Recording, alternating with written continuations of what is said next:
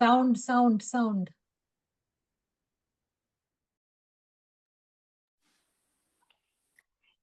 എല്ലാവർക്കും നമസ്കാരം. ഇന്ന് നമ്മുടെ എംപവർ ഫൗണ്ടേഷന്റെ ഒരു വളരെ സ്പെഷ്യൽ സെഷനാണ്. നമുക്ക് അമ്മമാർക്ക്, അതായത് നമ്മുടെ മെന്റേഴ്സ്, ഡയറക്ടേഴ്സ് എല്ലാവർക്കും ഉപയോഗമുള്ളൊരു സെഷനാണ്. അതുപോലെ കുട്ടികൾക്കും ഉപയോഗമുള്ളൊരു സെഷനാണ്. നമ്മുടെ കൂടെ ഇന്നത്തെ ഈ എഡ്യൂക്കേഷണൽ ഇൻഫർമേറ്റീവ് സെഷന് വന്നിട്ടുള്ളത് നമ്മുടെ ഒരു പ്രമുഖയായ ചെറുപ്പക്കാരിയാണ്. നമ്മുടെ കേരളത്തിലുള്ള പ്രമുഖയായ ചെറുപ്പക്കാരി എന്ന് ഞാൻ പറയാൻ കാരണം, കാട്ടിലൊക്കെ വളരെ പ്രായം കൊണ്ട് ചെറുപ്പവും അറിവ് കൊണ്ട് ഒരുപാട് വിവരവും ഉള്ള ഒരു കുട്ടിയാണ്.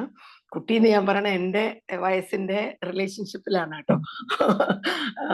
ശ്രീമതി ലക്ഷ്മിപ്രിയ നമ്മുടെ നാട്ടിന്ന് ട്രിവാൻഡ്രത്തു നിന്നാണ്. She's based in Trivandrum. പക്ഷെ ലക്ഷ്മിപ്രിയയുടെ തട്ടകം എന്ന് പറയുന്നത് കേരളം മൊത്തമാണ്. അപ്പൊ ഞാനൊരു ബ്രീഫ് ഇൻട്രോ, അത് ഇംഗ്ലീഷിലാണ് ഞാൻ എഴുതിയിരിക്കുന്നത്. ഞാൻ ഇംഗ്ലീഷിൽ വായിക്കാൻ പോവാണത് കേട്ടോ. Okay. So Lakshmipriya is a BSc, LLB and MBA, out of which the LLB and the MBA she did and she completed after she was married. And I think it was also during the time that she must have probably had her children. ഒരു minute, അത് ലക്ഷ്മിപ്രിയ എന്നെ പറയും കല്യാണം കഴിഞ്ഞിട്ടാണെന്നുള്ളത് എനിക്കറിയാം. She was practicing as a lawyer in the Trivandrum bar when she got into the state service. She's now working in the board for public sector transformation in the Department of Industries, as an executive assistant to chairman, and she's also in charge of training. So you can see that, in charge of training. Okay. She's a state secretary of Madhra Samadhi, Kerala Kshetra Samrakshana Samadhi. She has been in this post for the last 5 years. She juggles her roles very well to serve her dharma and thus became the youngest state secretary. A mother of 2 children, the elder son is doing BBA at Bangalore. He's into aviation. And the daughter is doing her +2, like most of our girls. You can really relate to her very well. Her husband is Mr. Padmagumar, who supports her in all her endeavors. He's also involved in Sanatana Dharma activities. So what is Lakshmipriya going to speak on today for us? She's going to give us a basic class. I want to say class because I think it's going to be a class for me too, on Sanatana Dharma and who is a Hindu and what it takes to be a Hindu. Hindu nu parayunnundengilum, Hinduism we all know is not a religion. It only defines a geopolitical area that was given to us a long time back.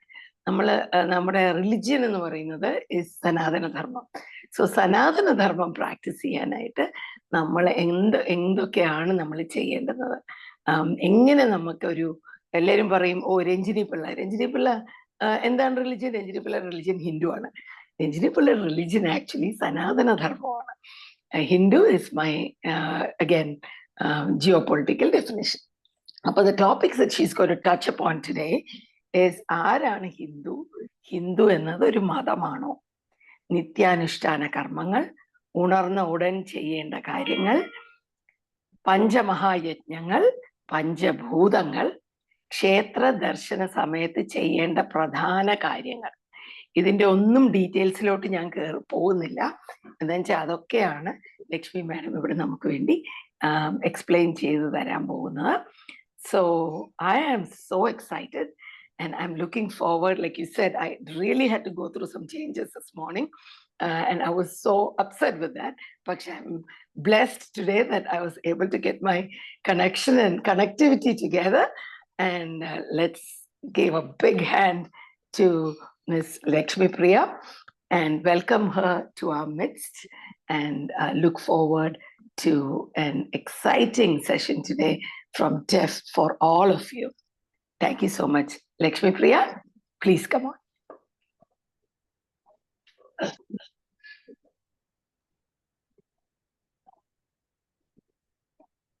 Sadashiva Samarambham ശങ്കരാചാര്യമധ്യമാം അസ്മതാചാര്യപര്യന്താം വന്ദേ ഗുരുപരമ്പരാം.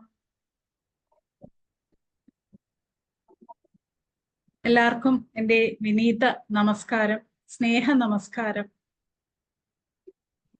മനുസ്മൃതിയിലെ ഒരു വരിയോടുകൂടി ഞാൻ ആരംഭിക്കാൻ ആഗ്രഹിക്കുവാണ്.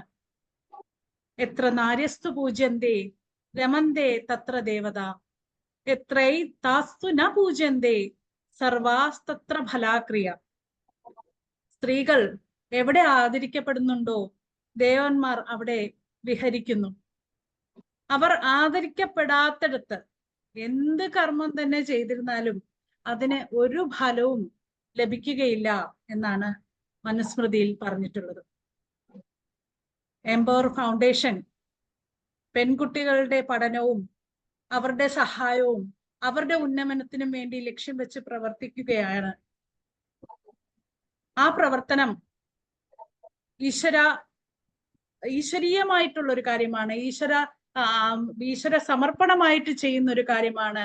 അവിടെ എന്നും എല്ലാ ദേവന്മാരുടെയും അനുഗ്രഹങ്ങൾ തീർച്ചയായും ഉണ്ടാവും എന്ന് ഞാൻ ഈ ഒരു അവസരത്തില് പ്രാർത്ഥിക്കുന്നു. ഉണ്ടാവും, അത് പ്രാർത്ഥിക്കേണ്ട കാര്യമില്ല. കാരണം മനുസ്മൃതിയില് വർഷങ്ങൾക്ക് മുമ്പേ മനു എഴുതി വച്ചിട്ടുള്ള കാര്യമാണ്. അത് ഞാനൊന്ന് ഓർമ്മിപ്പിച്ചു എന്ന് മാത്രം. കാരണം ധാരാളം NGO നമുക്ക് അവൈലബിൾ ആണ്. പക്ഷെ ഇത്തരം ഒരു പർട്ടിക്കുലർ മോട്ടീവോട് കൂടി പ്രവർത്തിക്കുന്ന ഒരു NGO എന്ന് പറയുമ്പോൾ അതിന് ഏറെ പ്രാധാന്യം നമ്മൾ നൽകേണ്ടതായിട്ടുണ്ട്. നമ്മൾ ഓരോ കാര്യങ്ങൾ ചെയ്യുമ്പോഴും ആ കാര്യത്തിലേക്ക് നമ്മളെ എത്തിക്കപ്പെടുന്നതാണ്. ഇപ്പം ഞാന് ക്ഷേത്ര സംരക്ഷണ സമിതിയുടെ ഒരു അംഗമായത് കൊണ്ടും അതിലൂടെ വളർന്നൊരു അതിന്റെ ഒരു കാര്യം നിർവഹണത്തിന് വേണ്ടിയിട്ട് ഒരു സ്ഥാനത്ത് ഇരിക്കുന്നത് കൊണ്ടും ആണ് എനിക്ക് ഈ ഒരു എംപവർ ഫൗണ്ടേഷനുമായി ബന്ധപ്പെടാനും അതുമായി പ്രവർത്തിക്കുവാനും സാധിച്ചത്. അപ്പൊ നമ്മളെല്ലാം ഓരോ ഉപകരണമാണ്, ഈശ്വരന്റെ ഉപകരണമാണ്. എന്ത് ചെയ്യണം എന്ത് ചെയ്യണ്ട എന്നുള്ളതിനെ പറ്റിയിട്ട് അദ്ദേഹം തന്നെ നേരത്തെ നിശ്ചയിച്ച് നമ്മളെ വിട്ടിട്ടുണ്ട്. അപ്പോ ഈ ഒരു ഉപകരണം ആയി എന്നെ ഇവിടെ കൊണ്ടുവരാൻ വേണ്ടി ആദ്യമായിട്ട് എന്നോട് ഈ കാര്യങ്ങൾ അവതരിപ്പിക്കുകയും പറയുകയും ചെയ്ത നമ്മുടെ പത്മാവതി ചേച്ചി, നമ്മുടെ സംസ്ഥാനത്തിന്റെ ഉപാധ്യക്ഷ കൂടിയാണ് പത്മാവതി ചേച്ചി. പത്മാവതി ചേച്ചിയോട് ആദ്യമായിട്ട് എൻ്റെ വിനീത നമസ്കാരം അറിയിക്കുന്നു. കാരണം ചേച്ചിയിലൂടെയാണ് എനിക്ക് എംപവർ ഫൗണ്ടേഷൻ എന്താണെന്നും അല്ലെങ്കിൽ ആ എംപവർ ഫൗണ്ടേഷനിലെ ഡീറ്റ ചേച്ചിയുമായിട്ടും രഞ്ജിനി ചേച്ചിയുമായിട്ടും ഒക്കെ പരിചയപ്പെടാനും സംസാരിക്കാനും ഒക്കെ ഒരു അവസരം ലഭിച്ചത്. ഇനി എംപവർ ഫൗണ്ടേഷനോടും എനിക്ക് ആദ്യമായി തന്നെ എൻ്റെ നന്ദിയും സ്നേഹവും കടപ്പാടും എല്ലാം അറിയിക്കുകയാണ്. കാരണം കുട്ടികളെ ഇത്രയും സ്നേഹത്തോടു കൂടി അവരുടെ വേണമെങ്കിൽ നമുക്ക് അവർക്ക് കുറച്ച് കാശ് കൊടുത്തു എന്ന് പറഞ്ഞ് അല്ലെങ്കിൽ അവരെ പഠന സഹായം ചെയ്തു എന്ന് പറഞ്ഞ് നമുക്കങ്ങ് വിടാം, അത് അവിടെ തീർന്നു. പക്ഷെ അതിനുപരി ആ കുട്ടികളിൽ ഒരു മൂല്യത്തോടു കൂടി വളർത്തിയെടുക്കണം. ആ കുട്ടികളെ സ്വന്തം കുട്ടി, അപ്പൊ നമ്മുടെ കുട്ടികളെ നമ്മുടെ മൂല്യമുള്ള കുട്ടികളായിട്ടാണ് നമ്മൾ വളർത്തിയെടുക്കുന്നത്. അതുപോലെ എല്ലാ കുട്ടികളും ആ രീതിയിലോട്ട് വരണം എന്നൊരു ചിന്ത തന്നെ വളരെ മഹനീയമായിട്ടുള്ള കാര്യമാണ്. അത് എന്തോ പറഞ്ഞിരുന്നാലും അത് മാനവസേവ മാധവസേവ എന്നാണ് നമ്മൾ പറയുന്നത്. അപ്പോൾ ഈശ്വര അർപ്പണമായിട്ട് ചെയ്യുന്ന ഈ പ്രവൃത്തി ഇനിയും മുന്നോട്ട് പോകട്ടെ എന്ന് പ്രാർത്ഥിച്ചുകൊണ്ട് ഇന്ന് എനിക്ക് തന്നിരിക്കുന്ന വിഷയത്തിലോട്ട് നമുക്ക് കടക്കാം. ഹിന്ദു ആചാരങ്ങളും അനുഷ്ഠാനങ്ങളും അതേ പറ്റിയിട്ടുള്ള ഒരു സെഷനാണ് നമ്മളിവിടെ ഉദ്ദേശിക്കുന്നത്. എന്താണ് ആചാരങ്ങൾ, എന്താണ് അനുഷ്ഠാനങ്ങൾ? അത് പറയുന്നതിന് മുൻപ് നമുക്ക് ആദ്യം നമ്മുടെ സ്വാഗത പ്രാസംഗികയായിട്ടുള്ള രഞ്ജിനി ചേച്ചി ഇവിടെ സൂചിപ്പിക്കുകയുണ്ടായി, ആരാണ് ഹിന്ദു? ഹിന്ദു എന്ന് നമ്മൾ ചോദിക്കുമ്പോൾ നമ്മുടെ മതം എന്താണ്? ഹിന്ദു. ശരിക്കും ഹിന്ദു എന്ന് പറയുന്നത് ഒരു മതം അല്ല.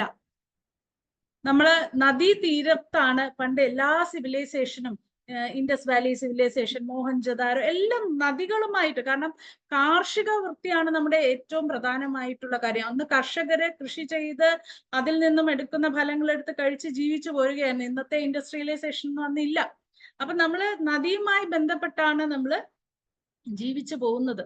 അപ്പം സിന്ധു നദീ സംസ്കാരം അല്ലെങ്കിൽ ഇൻഡസ് വാലി സിവിലൈസേഷനുമായി ബന്ധപ്പെട്ടാണ് നമുക്ക് ഹിന്ദു എന്ന ഒരു പേര് വന്നത്. എല്ലാ വിഭാഗം ജനങ്ങളെയും ഹിന്ദു എന്ന വാക്കിനാൽ നമുക്ക് പ്രതിനിധാനം ചെയ്യാൻ സാധിക്കുന്നതാണ്. വിദേശീയർ ആ ഭാരതീയർക്ക് നൽകിയ പേര് മാത്രമാണ് ഹിന്ദു എന്നുള്ളത് നമ്മൾ ആദ്യം മനസ്സിലാക്കുക. അങ്ങനെ വരുമ്പോഴത്തേക്ക് നമ്മുടെ പരംപൂജനീയ മോഹൻ ഭാഗവത് ജി പറയുന്ന ഒരു വാക്കാണ് എനിക്ക് ഓർമ്മ വന്നത്. കാരണം എന്താ വെച്ച് കഴിഞ്ഞാല് ഹിന്ദു എന്ന് പറയുന്നത് ഹിന്ദു നദീ സംസ്കാരവുമായി ബന്ധപ്പെട്ട് വന്നതാണെങ്കിൽ ഇന്ന് ഈ ഭാരതത്തിൽ ജീവിക്കുന്ന എല്ലാ വ്യക്തികളും ഹിന്ദുക്കളാണ്.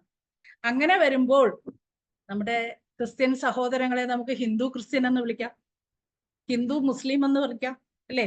ഹിന്ദു നായർ, ഹിന്ദു ഈഴവ, ഹിന്ദു മറ്റൊരു ജാതി, ഇങ്ങനെ പറയുന്നത് പോലെ അവരെ നമുക്ക് എന്തുകൊണ്ട് ഹിന്ദു ക്രിസ്ത്യൻ, ഹിന്ദു മുസ്ലിം എന്ന് പറയാൻ സാധിക്കില്ല? അവര് ശരിക്കും പറഞ്ഞു കഴിഞ്ഞാല് ഹിന്ദുക്കൾ തന്നെയാണ് ഈ പറഞ്ഞ വ്യക്തികളും. അപ്പോ അവരും നമ്മളും തമ്മിലുള്ള വ്യത്യാസം എന്തായിരിക്കും? അങ്ങനെയെങ്കിൽ ഇപ്പൊ നമ്മൾ പറയുന്ന ഹിന്ദു, ശരിക്കും പറഞ്ഞു കഴിഞ്ഞാൽ ഞാൻ നേരത്തെ ചേച്ചി സൂചിപ്പിച്ചു, സനാതന ധർമ്മ വിശ്വാസികളാണ് നമ്മൾ ഓരോരുത്തരും. സനാതനം എന്ന് പറഞ്ഞു കഴിഞ്ഞാൽ ഒരിക്കലും നശിക്കാത്തതായിട്ടുള്ള ഒരു ധർമ്മത്തിന്റെ വിശ്വാസത്തിൽ ജീവിക്കുന്ന അല്ലെങ്കിൽ ആ ധർമ്മം ആചരിച്ച് ജീവിക്കുന്ന മനുഷ്യരാണ് ഹിന്ദു എന്ന് പറയുന്നത്. ധർമ്മത്തിന് പ്രാധാന്യം നൽകി ധർമ്മത്തിൽ അധിഷ്ഠിതമായ ജീവിത ശൈലി നയിക്കുന്നവനാണ് ഹിന്ദു അല്ലെങ്കിൽ സനാതന ധർമ്മ വിശ്വാസികൾ എന്ന് പറയുന്നത്. ഇനി ഈ സനാതന ധർമ്മ വിശ്വാസികളിലെ എന്താണ് ധർമ്മം എന്ന് പറയുന്നത്? ധർമ്മം എന്ന് നമ്മൾ മനസ്സിലാക്കണമെങ്കിൽ ആദ്യം നമ്മുടെ ജന്മ ലക്ഷ്യം എന്താണ് എന്നുള്ളത് നമുക്ക് മനസ്സിലാക്കണം. നമ്മളൊരു ബസ്സിൽ അല്ലെങ്കിൽ ഒരു ട്രെയിനിൽ യാത്ര ചെയ്യുകയാണ്, അല്ലെ? ആ ട്രെയിന് എങ്ങോട്ടാണ് പോകുന്നത് എന്ന് അറിയാതെ നമ്മൾ അത് കയറിയിരിക്കുന്നു, അല്ലെങ്കിൽ നമുക്ക് എങ്ങോട്ടാണ് പോകേണ്ടത് എന്ന് അറിയാതെ നമ്മൾ ആ ബസ്സിൽ കയറിയിരിക്കുവാണ്, അല്ലെ? തിരുവനന്തപുരത്ത് നിന്ന് ഒരു ബസ് തുടങ്ങുകയാണ്, അല്ലെങ്കിൽ കാസർഗോഡ് നിന്ന് ഒരു ബസ് തുടങ്ങുകയാണ്. എങ്ങോട്ടേക്കാ? തിരുവനന്തപുരത്തേക്കാണ് തുടങ്ങുന്നത്. എനിക്ക് പോകേണ്ടത് കർണാടകയ്ക്കോട്ടാണ് അല്ലെങ്കിൽ ബാംഗ്ലൂരിലോട്ടാണ്. ഞാൻ ആ കാസർഗോഡ് ബസ്സിൽ കയറി അല്ലെങ്കിൽ കാസർഗോഡ് നിന്ന് ബാംഗ്ലൂർ ബസ്സിൽ കയറിയിട്ട് തിരുവനന്തപുരത്തേക്ക് ടിക്കറ്റ് ചോദിക്കുകയോ, അല്ലെങ്കിൽ തിരുവനന്തപുരത്ത് വരാനുള്ള വ്യക്തിയായിട്ടുള്ള ഞാൻ ബാംഗ്ലൂരിലേക്ക് ഒരു ടിക്കറ്റ് ചോദിച്ചു കഴിഞ്ഞാല് കാര്യം നടക്കുമോ?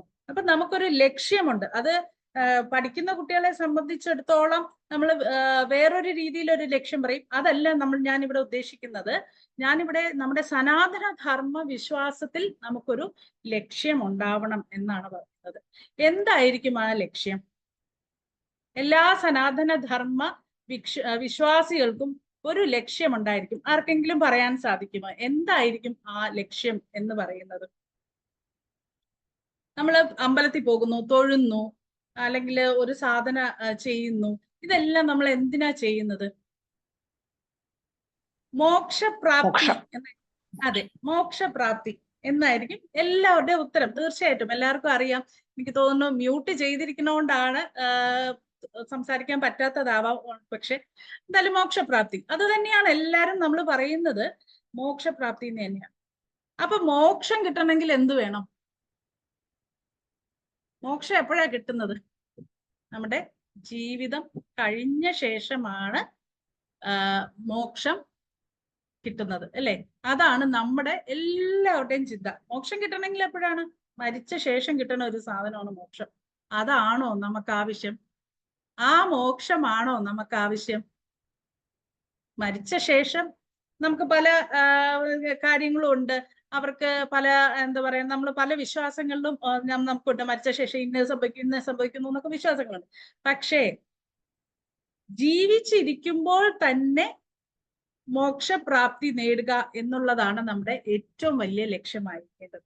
മോക്ഷം എന്ന് പറയുന്നത് ജനന മരണങ്ങൾ ഇല്ലാത്ത അവസ്ഥയെ പ്രാപിക്കലാണ്, അല്ലെങ്കിൽ ബ്രഹ്മ സാക്ഷാത്കാരമാണ് മോക്ഷം എന്ന് പറയുന്നത്. ബ്രഹ്മത്തെ സാക്ഷാത്കരിക്കുന്നത്, അല്ലെങ്കിൽ ബ്രഹ്മത്തെ അറിയുന്ന, അല്ലെങ്കിൽ ദൈവത്തിന്, ഈശ്വരനെ അറിയുന്നതിനെയാണ് നമ്മൾ മോക്ഷം എന്ന് പറയുന്നത്, അല്ലെ? നമ്മുടെ ജീവിതത്തിൽ, ഈ ലൗകിക ജീവിതത്തിൽ നമുക്ക് ചെറിയ ചെറിയ കാര്യങ്ങൾ കിട്ടുമ്പോൾ തന്നെ നമ്മൾ ഭയങ്കര ഹാപ്പി ആയിരിക്കും. പക്ഷെ അതെല്ലാം നമുക്ക് ശാശ്വതമായിട്ടുള്ള മോക്ഷമാണോ അല്ലെങ്കിൽ സന്തോഷമാണോ? ഇല്ലേ, ഒരു ജോലി കിട്ടി, നമ്മൾ ഹാപ്പിയാണ്. പക്ഷെ ആ ഹാപ്പിനെസ്, അതിന്റെ ആ ഒരു പുതുമ എല്ലാം കഴിഞ്ഞു കഴിയുമ്പോൾ ആ ഹാപ്പിനെസ് അവിടെ തീർന്നു, അല്ലേ? അടുത്ത നമ്മൾ വീട് വെച്ചു, ഭയങ്കര ഗംഭീര പാലുകാച്ചൊക്കെ നടത്തി, എല്ലാരെയും വിളിക്കുന്നു, നാട്ടുകാരെ മൊത്തം വിളിക്കുന്നു, ഹാപ്പിയാണ്. പക്ഷെ അത് അപ്പൊ തീരുവാണ്. കുറച്ചു നാൾ കഴിയുമ്പോൾ ആ പുതുമ നഷ്ടപ്പെടുമ്പോൾ അതങ്ങ് തീരുകയാണ്. കൊച്ചു കുട്ടികളുടെ കയ്യിൽ കളിപ്പാട്ടം കിട്ടുമ്പോൾ എങ്ങനെയാണ്? അവർക്ക് കുറച്ചു നേരം ഒരു ക്രൈസോട് കൂടി അത് നോക്കി കണ്ട് കളിച്ചിരിക്കും. അത് കഴിഞ്ഞാൽ അവരത് വലിച്ച് കളയും.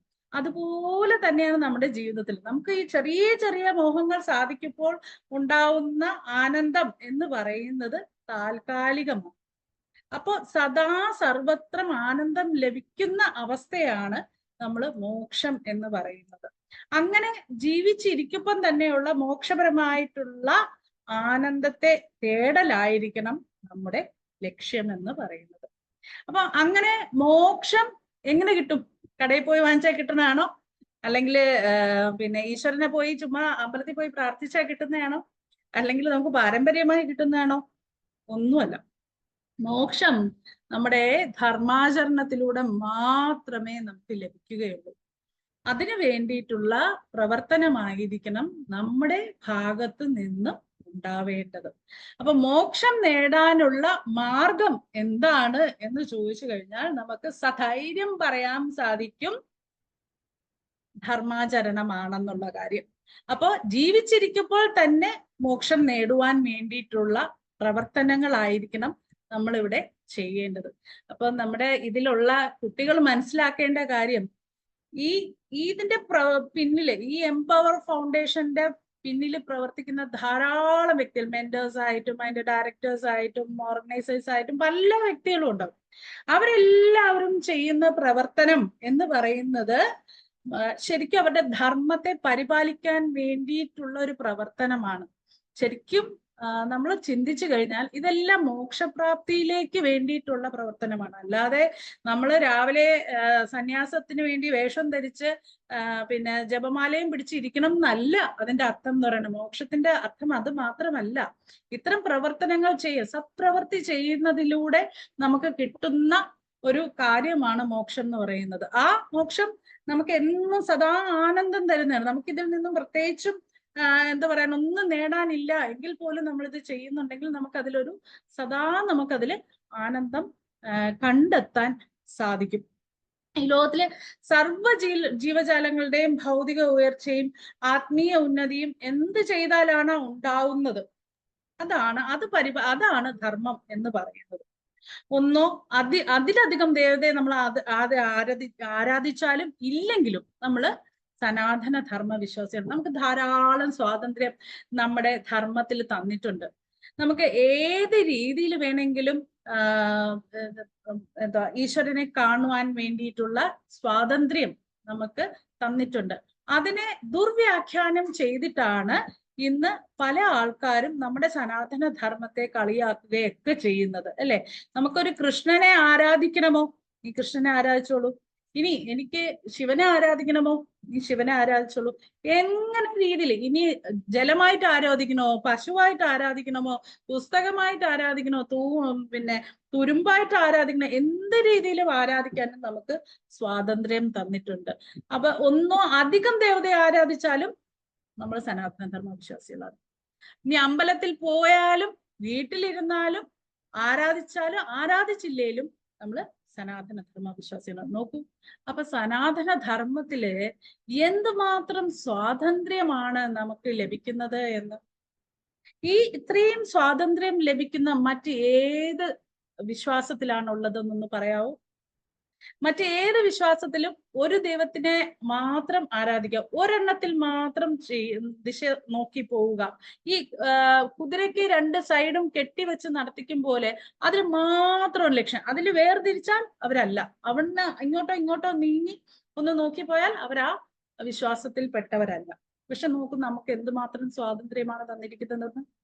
അപ്പൊ ഋഷീശ്വരന്മാർ ഇതെല്ലാം നമുക്ക് അറിഞ്ഞു തന്നെ. ഒരു മനുഷ്യനെ സംബന്ധിച്ചിടത്തോളം അവൻ ജീവിക്കാനുള്ള സ്വാതന്ത്ര്യത്തോടു കൂടി ജീവിക്കണം, അവനെ ആരാധിക്കേണ്ട സ്വാതന്ത്ര്യം അവന് കൊടുക്കണം.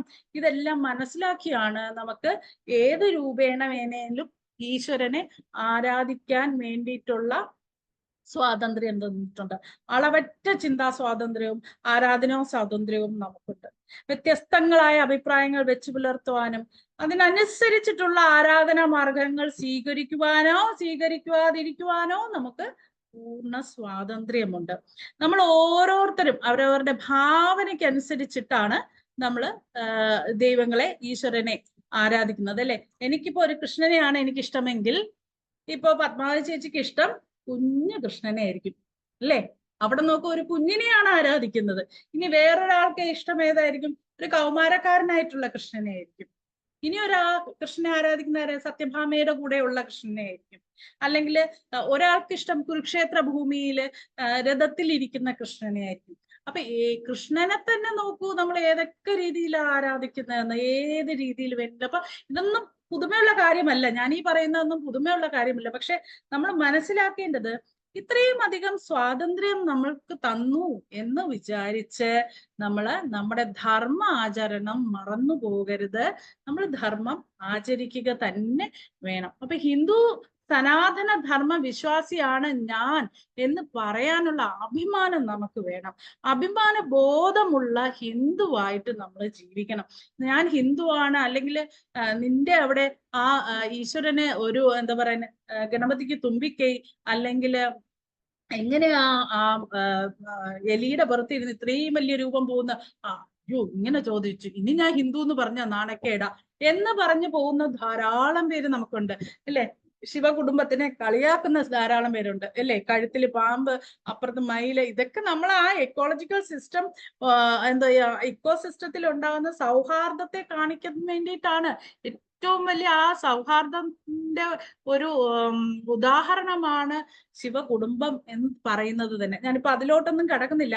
നമ്മുടെ ഹിന്ദു ധർമ്മം എന്താണ് എന്ന് ചോദിച്ചു കഴിഞ്ഞാല്, അല്ലെങ്കിൽ സനാതന ധർമ്മം എന്താണ് എന്ന് ചോദിച്ചു കഴിഞ്ഞാല്, നമ്മൾ ജീവിച്ചിരിക്കുമ്പോൾ തന്നെ നമുക്ക് മോക്ഷപ്രാപ്തി നേടുന്നതിന് വേണ്ടിയിട്ടുള്ള പ്രവർത്തനം ചെയ്യുക, അതാണ് നമ്മുടെ ധർമ്മം എന്ന് പറയുന്നത്.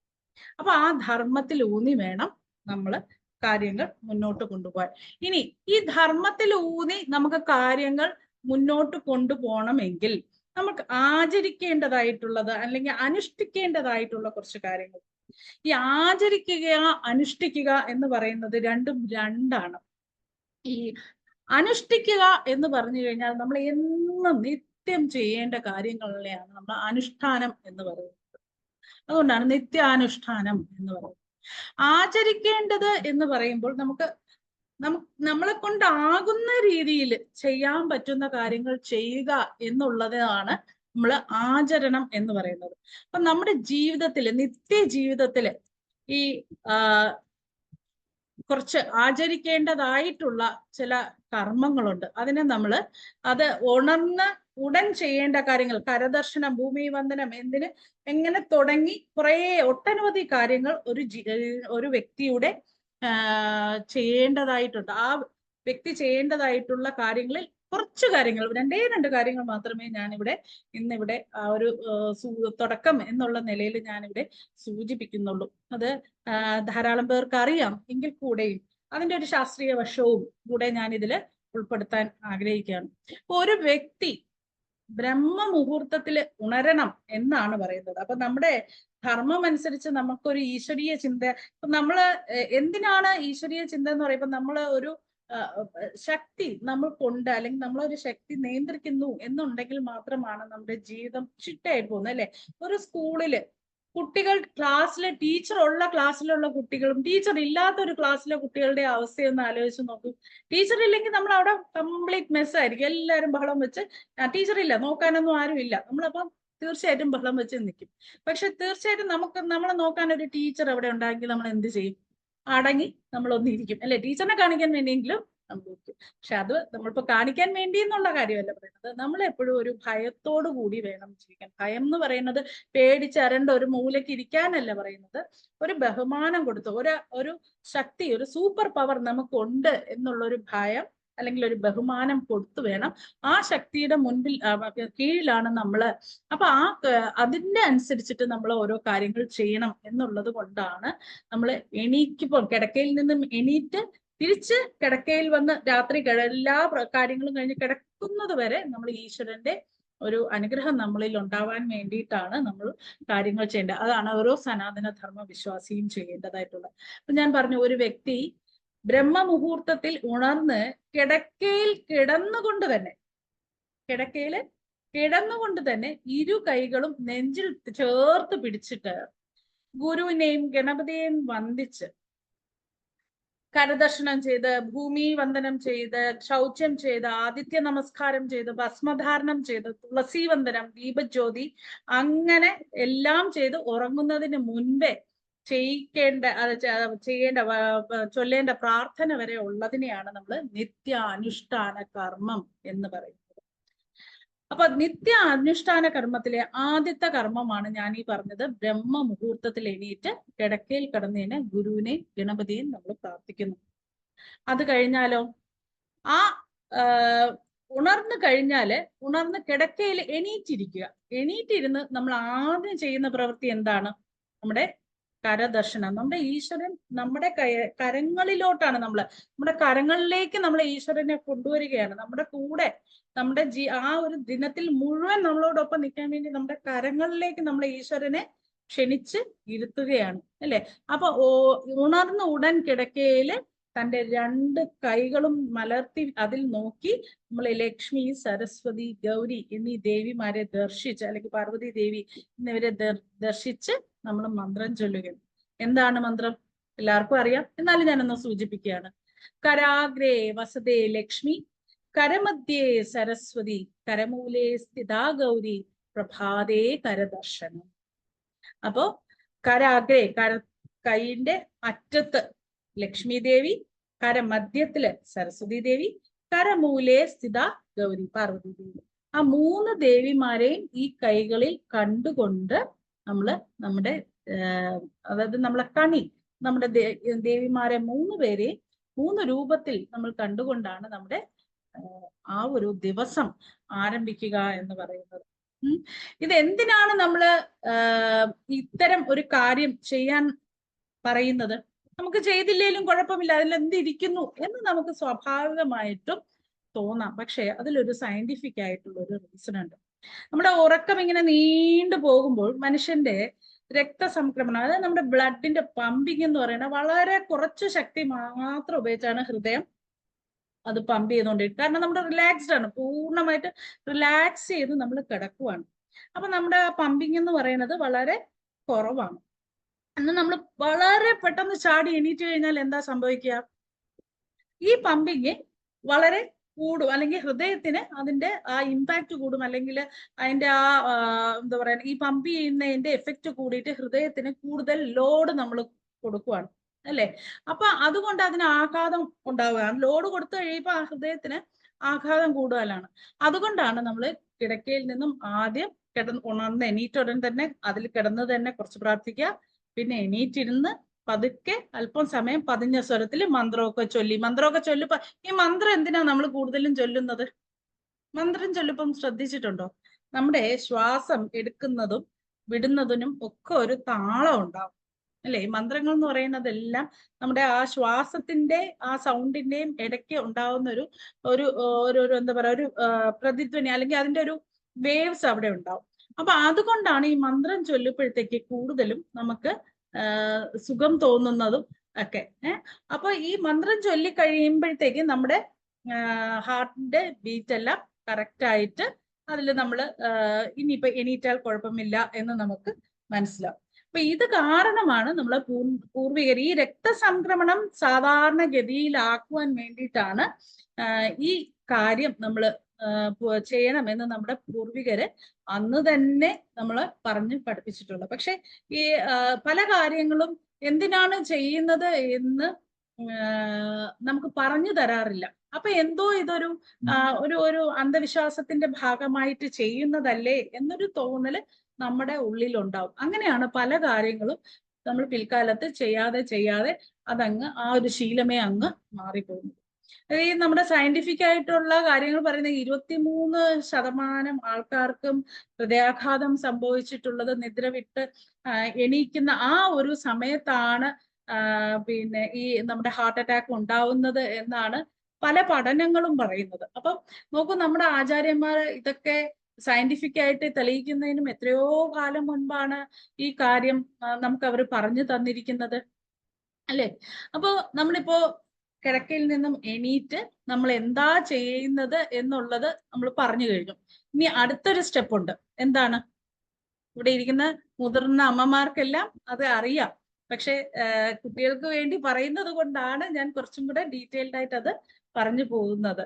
അപ്പൊ അത് കഴിഞ്ഞാൽ നമ്മൾ ചെയ്യേണ്ട പ്രവൃത്തി എന്ന് പറയുന്നത് കിടക്കയിൽ ഇരുന്നു കൊണ്ട് ഈ മന്ത്രങ്ങളെല്ലാം പറഞ്ഞതിന് ശേഷം ധനത്തിനും വിദ്യയ്ക്കും ഒക്കെ വേണ്ടി ലക്ഷ്മി ദേവിയും സരസ്വതി ദേവിയും പാർവതി ദേവിയും എല്ലാം പ്രാർത്ഥിച്ച ശേഷം കിടക്കയിൽ നിന്ന് പാദങ്ങൾ ഭൂമിയിൽ വയ്ക്കുന്നതിന് മുൻപ് തന്നെ, നമ്മുടെ കാല് നമ്മുടെ നിലത്ത് ഊന്നുന്നതിന് മുൻപ് തന്നെ ഭൂമാതാവിനെ നമ്മൾ കൈ കൊണ്ട് തൊട്ട് ശിരസിൽ വെക്കുന്നു.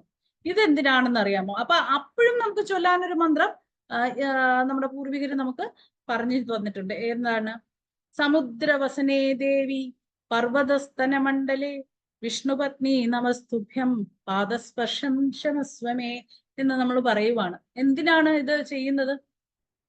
നമുക്ക് എണീറ്റ് അങ്ങ് പോവാം എന്ന് വിചാരിച്ച് വേണമെങ്കിൽ നമുക്ക് എണീറ്റ് പോവാം. നമുക്കറിയാം നമ്മുടെ ബോഡി എന്ന് പറയുന്നത് ഒരു മാഗ്നറ്റിക് പവറാണ്. നമ്മുടെ ഭൂമിയിലും ഒരു മാഗ്നറ്റിക് പവർ ഉണ്ട്, അല്ലെ? അതിന്റെ അപ്പൊ നമുക്ക് ഈ ഒരു മനുഷ്യൻ, ഒരു വ്യക്തി ഉറങ്ങിക്കിടക്കുമ്പോൾ അയാളുടെ ശരീരത്തിനകത്ത് കുടികൊള്ളുന്ന ഊർജം എന്ന് പറയുന്നത്, എനർജി എന്ന് പറയുന്നത് സ്റ്റാറ്റിക് എനർജിയാണ്, അല്ലെ? അത് പിന്നെ പൊട്ടൻഷ്യൽ എനർജി എന്നാണ് നമ്മൾ അതിനെ പറയുന്നത്. അത് അനക്കമില്ലാതെ അങ്ങനെ നിൽക്കുന്ന ഒരു എനർജിയാണ്. നമ്മുടെ ഉള്ളിൽ ആ എനർജി ഉണ്ട്. എന്നാൽ ഇവൻ എണീറ്റ് കഴിയുമ്പോഴത്തേക്ക് ഈ എനർജി എന്തായി? ഡൈനമിക് ആയി അനങ്ങാൻ തുടങ്ങി. അപ്പൊ അതിന് കൈനറ്റിക് എനർജി ആയിട്ട് അതങ്ങ് മാറുകയാണ്. അപ്പൊ ഈ കൈനറ്റിക് എനർജി നമ്മുടെ ഉള്ളിലുണ്ട്. ഈ എനർജി നമ്മൾ കാല് നിലത്ത് കുത്തുന്നതോടുകൂടി ഈ എനർജി താഴോട്ട് ഡ്രെയിൻ ചെയ്ത് പോവുകയാണ്. അതേസമയം നമ്മൾ കൈയാണ് തൊടുന്നതെങ്കിൽ തിരിച്ച് ഈ എനർജി മുകളിലോട്ട് നമ്മൾ കുനിയും, അല്ലെ? കൈ തൊടുന്ന സമയം നമ്മൾ എന്തായാലും കുനിയും. അപ്പൊ കൈയിലൂടെ ഇത് മുകളിലോട്ട്, അതായത് ഹൃദയത്തിന് മുകളിലോട്ട് ഈ എനർജി വന്നിട്ട് ഭൂമിയിലോട്ട് പോവുകയാണ്.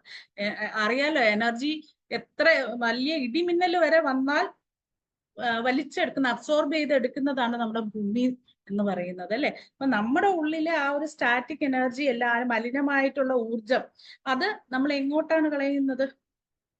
ഭൂമിയിലോട്ട് കളയുകയാണ്.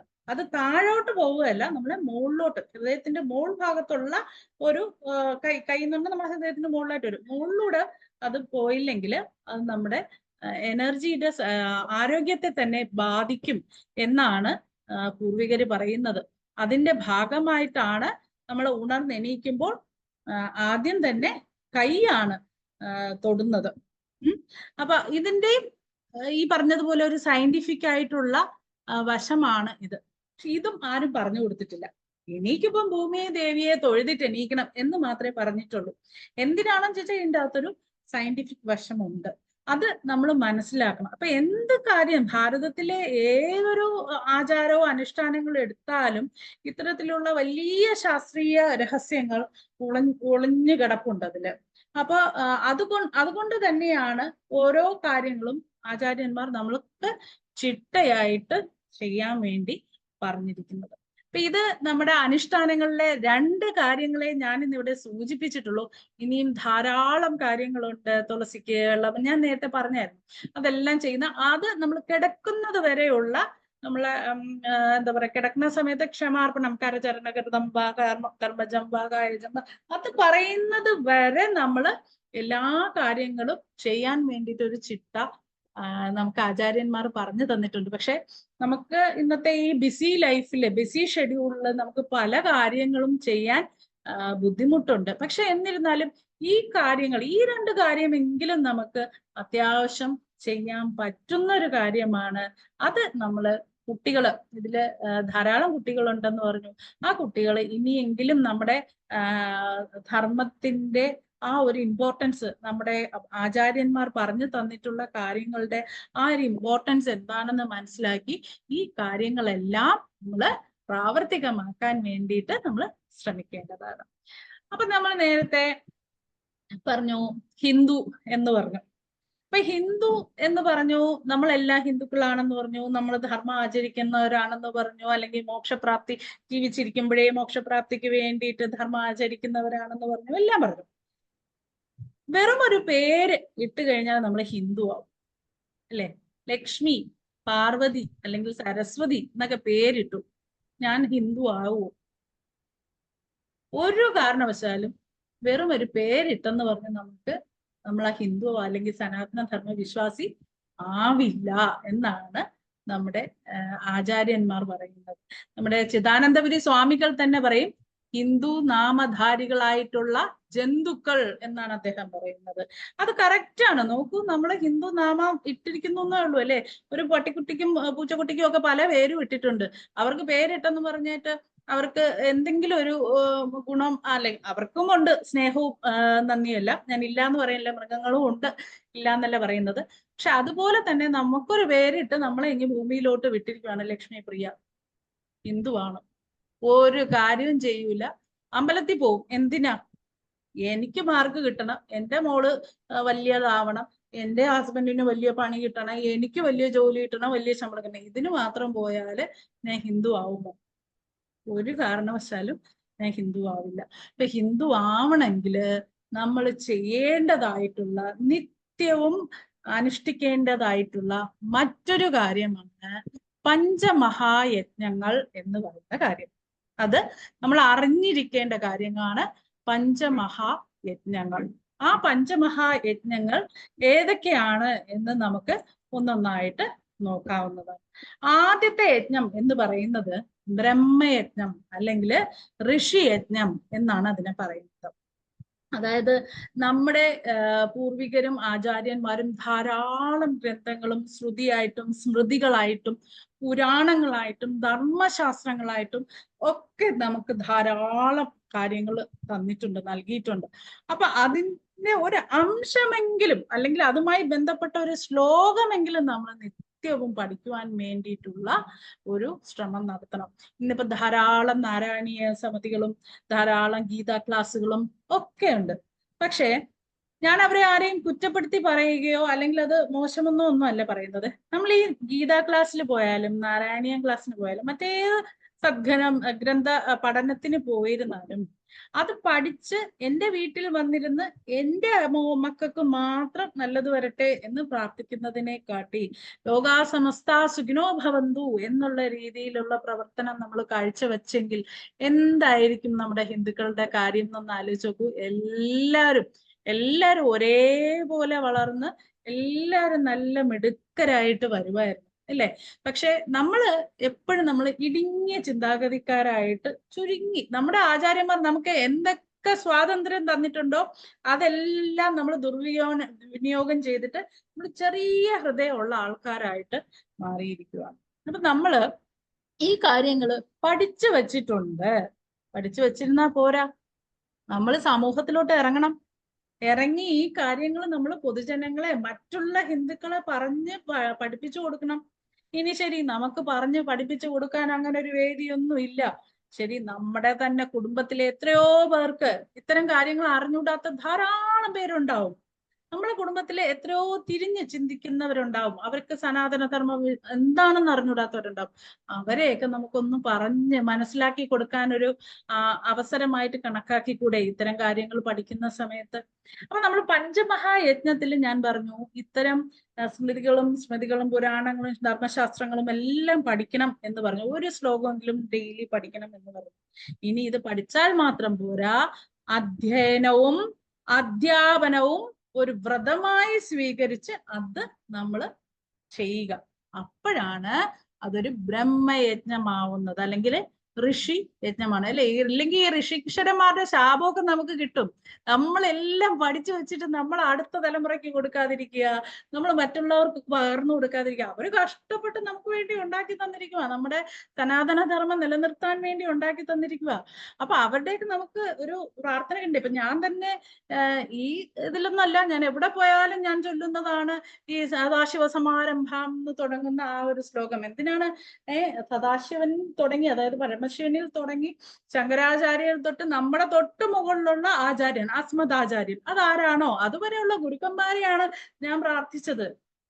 എല്ലാ കുട്ടികളും നമ്മൾ പഠനത്തിനോ അല്ലെങ്കിൽ പരീക്ഷയ്ക്കോ പോകുന്നതിന് മുൻപായിട്ട് നമ്മളെ സകല ഗുരുക്കന്മാരെയും നമ്മൾ പ്രാർത്ഥിക്കേണ്ടതായിട്ടുണ്ട്. അതായത് നമ്മുടെ ആദ്യ അക്ഷരം ചൊല്ലിത്തന്ന അമ്മ എന്ന് പറയുന്ന ആദ്യ ഗുരു തൊട്ട് നമ്മുടെ സകല ഗുരുക്കളെയും പ്രാർത്ഥിച്ചിട്ട് മാത്രമേ നമ്മൾ പരീക്ഷയ്ക്കൊക്കെ പോകാറുള്ളൂ. അത് നമ്മുടെ കുട്ടികൾ വളരെയധികം ശ്രദ്ധിക്കേണ്ടതായിട്ടുള്ള ഒരു കാര്യമാണ്. ഈശ്വരൻ പിന്നെ നമ്മുടെ അനുഗ്രഹിച്ചാലും ഗുരു പിണങ്ങിക്കഴിഞ്ഞ പ്രശ്നമാണ്. നമ്മൾ പിന്നെ എന്തൊക്കെ ചെയ്തിട്ടും ഒരു കാര്യമില്ലാതെയാവും. അതിന് ഏറ്റവും വലിയ ഉദാഹരണമാണ് പുരാണത്തിൽ ഒരു കഥയുള്ളത്. ആരുടെ കഥയാ? കർണന്റെ കഥ. കർണന്റെ കഥ കേട്ടിട്ടുണ്ടാവും എല്ലാവരും. ഞാനൊന്ന് പെട്ടെന്ന് പറഞ്ഞു പോകാം. നമുക്ക് കർണന്റെ കഥയൊക്കെ പറയുന്നതിന് മുമ്പ് ഈ പഞ്ചമഹായജ്ഞങ്ങൾ തീർക്കേണ്ടതായിട്ടുള്ളത് കൊണ്ടാണ്. അപ്പൊ കർണന് ഈ എന്താ പറയാ ആയുധം എല്ലാം കിട്ടിയിട്ടുണ്ട് അല്ലെ, കവചകുണ്ടലങ്ങളെല്ലാം കിട്ടിയിട്ടുണ്ട്. ആരുടെന്നാ കിട്ടിയത്? സാക്ഷാൽ സൂര്യഭഗവാനിൽ നിന്നാ കിട്ടിയിരിക്കുന്നത് കവചകുണ്ടലങ്ങളെല്ലാം. പക്ഷെ ഈ കർണൻ ഒരു തെറ്റ് ചെയ്തു. അദ്ദേഹത്തിന്റെ ഗുരുവായിട്ടുള്ള പരശുരാമനോട് അദ്ദേഹം ഒരു കളവ് പറഞ്ഞു. എന്താണ് കളവ് പറഞ്ഞത്? അദ്ദേഹം ബ്രാഹ്മണന്മാരെ മാത്രമേ പഠിപ്പിക്കുകയുള്ളൂ എന്ന് പറഞ്ഞു. അപ്പൊ ഇദ്ദേഹത്തിനോട് ചോദിച്ചു, നീ ആരാ? ഞാനും ബ്രാഹ്മണനാണ് എന്നൊരു കളവ് പറഞ്ഞു അല്ലെ. എന്നിട്ട് സകല വിദ്യകളും അഭ്യസിച്ച് എടുത്തു. ഒരു ദിവസം ഗുരു ആയിട്ടുള്ള അദ്ദേഹം തന്റെ മടിയിൽ കിടന്ന് ഉറങ്ങുവാണ്. കർണന്റെ മടിയിൽ കിടന്ന് ഉറങ്ങുവാണ്. ഉറങ്ങുമ്പോ ഒരു തേള് വന്നിട്ട് അദ്ദേഹത്തിന്റെ കാലിൽ കടിക്കും. അപ്പൊ ഇദ്ദേഹത്തിന് ഗുരുവിന്റെ കൂടെയുള്ള ഭക്തി കൊണ്ട് അദ്ദേഹം ആ കടിച്ചതെല്ലാം ഇങ്ങനെ പിടിച്ച് എന്താ പറയാ ബലം പ്രയോഗിച്ച് ഇരിക്കുകയാണ്. എന്നുവെച്ചാൽ ഗുരു അനങ്ങാൽ ഗുരു ഉണരും. ഗുരു ഉണർന്നാ പറ്റില്ലല്ലോ, കാരണം ഗുരുവിന്റെ കൂടെ അത്ര ഭക്തിയാണ്. അങ്ങനെ ഇദ്ദേഹം കടിച്ചു പിടിച്ചിരുന്ന് ഇദ്ദേഹം എണീറ്റ് ഗുരു ഉണർന്ന് നോക്കുമ്പോൾ താഴെ അത്രയും രക്തം കിടക്കുന്നു. എന്താണെന്ന് ചോദിക്കുമ്പോഴത്തേക്ക് അതൊരു തേള് വന്ന് കടിച്ച്, അപ്പൊ അങ്ങേ ഉണരാതിരിക്കാൻ വേണ്ടിയിട്ടാണ് ഞാൻ ഈ സഹിച്ച് ഈ വേദന എല്ലാം സഹിച്ച് നിന്നത്. പക്ഷെ അപ്പൊ അവിടെ ഗുരുവിന് മനസ്സിലായി എന്താണ്, ഒരിക്കലും ഒരു ബ്രാഹ്മണന് ഇത്രയധികം സഹനശക്തി, വേദനയൊന്നും സഹിക്കാനുള്ള ഒരു ശക്തി ഇല്ല. അതുള്ളത് ഒരു ക്ഷത്രിയന് മാത്രമേ ഉള്ളൂ. അപ്പൊ ഇവൻ ആദ്യം എന്നോട് കള്ളം പറഞ്ഞാണ് എന്നെ ഗുരുസ്ഥാനീയനാക്കി എന്നിൽ നിന്നും വിദ്യയെല്ലാം പഠിച്ചെടുത്തത് അല്ലെ. അപ്പൊ അവിടെ ഗുരുവിനോട് കള്ളം പറഞ്ഞു. കള്ളം പറഞ്ഞപ്പോഴത്തേക്ക് എന്ത് ചെയ്തു? ഗുരു അവിടെ ശപിച്ചു. നിനക്ക് ഞാൻ പഠിപ്പിച്ചെന്ന വിദ്യകളെല്ലാം ഉപകാരപ്പെടാതെ പോട്ടെ, നിനക്ക് ആവശ്യം വരുന്ന സമയത്ത് ഉപകാരപ്പെടാതെ പോട്ടെ എന്ന് ഗുരു ശപിക്കുകയാണ് അല്ലെ. ഇത്രയും കവചകുണ്ടലങ്ങളും ഇത്രയും അർജുനനെക്കാട്ടി കേമനായിട്ടുള്ളവൻ ആരാണെന്ന് ചോദിച്ചാൽ അത് കർണനാണ്. പക്ഷെ അദ്ദേഹം പാണ്ഡവരുടെ മുന്നില് അദ്ദേഹം ഒരു തോൽവിയായി മാറി അല്ലെ. ഈ പറഞ്ഞ കവചകുണ്ടലങ്ങളെല്ലാം ഊരി കൊടുക്കുവാനും എല്ലാം ചെയ്ത് അദ്ദേഹം തോൽവി ഏറ്റുവാങ്ങാണ്. നോക്കൂ, അപ്പൊ അവിടെ ഈശ്വരൻ അനുഗ്രഹിച്ചാലും ഗുരു പിണങ്ങിയാല് തീർന്നു. അപ്പൊ ഗുരുവിനോടുള്ള ആദരവാണ് നമ്മൾ ഈ കാണിക്കേണ്ട ബ്രഹ്മയജ്ഞം എന്ന് പറയുന്നത്. അത് നമ്മൾ പഠിക്കണം, പഠിപ്പിക്കണം, മറ്റുള്ളവരെ പഠിപ്പിക്കാൻ വേണ്ടിയിട്ടുള്ള ഒരു ശ്രമം നടത്തണം. അപ്പൊ അതിനൊക്കെ വേണ്ടിയിട്ടാണ് നമ്മൾ ഈ സനാതന ധർമ്മ പാഠശാലയും ഒക്കെ നമ്മൾ സത്സംഗവും എല്ലാം നമ്മൾ നടത്തുന്നത് അല്ലെ. സത്സംഗം നടത്തുമ്പോഴത്തേക്ക് ഇതിപ്പോ നമ്മൾ കൂടിയിരിക്കുന്നത് ശരിക്കും പറഞ്ഞ ഒരു സത്സംഗമായിട്ട് നമുക്ക് പറയാൻ വേണമെങ്കിൽ സജ്ജനങ്ങളുടെ സംഗമമാണ് സത്സംഗം എന്ന് പറയുന്നത്. അവിടെ നമ്മൾ അറിയാമെന്നുള്ള അറിവ് പങ്കെടുക്കും. ഞാൻ വലിയ അറിവാളി എന്നല്ല ഞാൻ പറയുന്നത്, അറിയാമെന്നുള്ള കാര്യങ്ങൾ എനിക്ക് പ്രസന്റ് ചെയ്യാനുള്ള അവസരം ഞാനത് പ്രസന്റ് ചെയ്യുന്നു എന്നുള്ളത് മാത്രമേ ഉള്ളൂ. നമ്മളെ ശങ്കരാചാര്യര് പറഞ്ഞിട്ടുള്ള ഒരു കാര്യമുണ്ട്. എന്താണ്? സത്സംഗത്തെ നിസ്സംഗത്വം, നിസ്സംഗത്തെ നിർമോഹത്വം, നിർമോഹത്തെ നിശ്ചലതത്വം, നിശ്ചലതത്വേ ജീവൻ മുക്തി എന്നാണ്. അപ്പൊ അങ്ങനെ നമ്മൾ സത്സംഗത്തിൽ പറയുന്നതോടുകൂടി നമുക്ക് നമ്മുടെ ജീവൻ മുക്തി, അതായത് സത്സംഗം ചെയ്യുന്നതോടുകൂടി നമുക്കൊരു നിസ്സംഗത്വം വരും. നമ്മളില്ല ഒന്നിനോടും വലിയൊരു ആർത്തി ഇല്ലാതെയാവും. അതായത് നിസ്സംഗത്വം വന്നു കഴിയുമ്പോൾ നമുക്ക് ഓരോന്നോടും ഒരു മോഹം അല്ലേ. നമുക്ക് വലിയ നില കെട്ടിടം വേണം എന്ന് പറയുമ്പോഴാണ് നമുക്ക് പൈസയോടൊരു മോഹം വന്നത്. അപ്പൊ കെട്ടിടം വേണ്ട, ഒന്നും വേണ്ട എന്ന് വിചാരിച്ചു കഴിഞ്ഞാൽ പൈസയോടുള്ള മോഹം നിന്നു. ആ നിർമോഹത്വം വരുമ്പോഴത്തേക്ക് നമ്മളൊരു നിശ്ചല തത്വമാവും. നമ്മളൊരു ഒന്നിലും നമ്മൾ നേരത്തെ പറഞ്ഞതുപോലെ വലിയ എന്താ പറയാ സന്തോഷം വന്നാൽ അധികം സന്തോഷിക്കുകയും ഇല്ല, ദുഃഖം വന്നാൽ അധികം ദുഃഖിക്കുകയില്ല എന്നുള്ള ഒരു സ്റ്റേബിൾ ആയിട്ടുള്ള ഒരു നിശ്ചലതത്വം നമ്മളിൽ വരും. ആ നിശ്ചലതത്വം വന്നു കഴിഞ്ഞാൽ നമുക്ക് ജീവൻ മുക്തി കിട്ടിക്കഴിഞ്ഞു എന്നാണ് പറയുന്നത്. അപ്പൊ നമ്മള് അതുകൊണ്ട് തന്നെ ബ്രഹ്മയജ്ഞം, നമ്മുടെ പഞ്ചമഹായജ്ഞങ്ങളിലെ ആദ്യത്തെ യജ്ഞമായിട്ടുള്ള ബ്രഹ്മയജ്ഞം എല്ലാവരും ചെയ്യണം. ഇത് നിത്യവും ചെയ്യേണ്ട കാര്യമാണ്. എന്നും നമുക്ക് എല്ലാവരും പഠിപ്പിക്കാനൊന്നും പറ്റൂലായിരിക്കും, പക്ഷെ നമുക്കൊരു ശ്ലോകം പഠിക്കാം.